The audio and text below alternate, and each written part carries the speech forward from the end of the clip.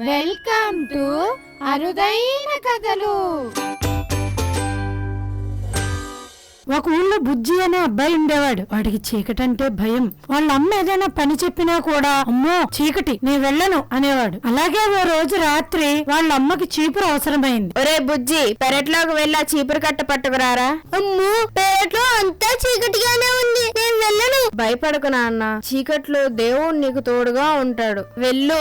మెల్లగా అమ్మ మాటలు విన్న బుజ్జి పెరటి తలుపు దగ్గరికి వెళ్ళాడు. గడప దాటడానికి భయం వేసిన బుజ్జి కాస్త తలుపు తీసి బయటకు చూశాడు.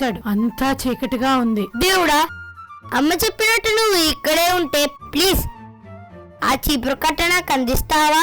బుజ్జి అలా అడిగాడో లేదో అంత చీకట్లో నుండి ఒక చెయ్యి నెమ్మదిగా చీపురు కట్టను బుజ్జి చేతికి అందించింది. నిజానికి ఆ పెరట్లో దేవుడు లేడు, దొంగతనం చేయడానికి వచ్చిన ఒక దొంగ ఉన్నాడు. బుజ్జి అడిగిన మాటలకు వాడు భయపడిపోయాడు. ఊరు నాయనోయ్, వీడేంటి దేవుడా అంటున్నాడు? కొంపదీసి దొంగనని కనిపెట్టేశాడేంటి? ఇప్పుడు నేను చీపురుని ఇవ్వకపోతే వీడు గట్టిగా అరుస్తాడు, అప్పుడు ఊరంతా వచ్చి నన్ను కుమ్మేస్తారు. బాబాయ్, చీపురు ఇచ్చేయడమే సేఫ్ అని భయపడిపోయి గబగబా చీపురు కట్టను బుజ్జి చేతికి ఇచ్చేసి మళ్లీ చీకట్లో నక్కాడు. బుజ్జి మాత్రం చాలా ఆనందంతో పరిగెత్తుకుంటూ వాళ్ళ అమ్మ దగ్గరికి వెళ్ళాడు. అమ్మా అమ్మా, నువ్వు చెప్పింది నిజమేనే, దేవుడు నిజంగానే చీకట్లో ఉన్నాడు. అడిగిన వెంటనే చీపురు ఇచ్చేశాడు. వాళ్ళ అమ్మ ఒక్క నిమిషం షాక్ అయింది. దేవుడు స్వయంగా చీపురు ఇవ్వడం ఏమిటి అని ఆలోచించి అక్కడెవరో దొంగ ఉన్నాడని గ్రహించి కంగారు పడకుండా తెలివిగా ఇలా అంది. అవునవునరా, నిజమే.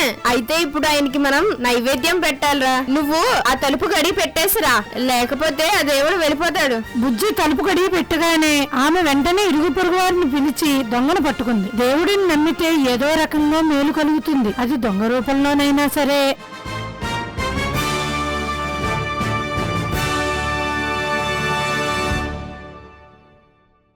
ఇలాంటి ఎన్నో అరుదైన అద్భుతమైన కథల కోసం please like, share and subscribe అరుదైన కథలు ఛానల్. అలాగే మా వీడియోని మీ ఫ్రెండ్స్కి షేర్ చేయడం మర్చిపోవద్దు.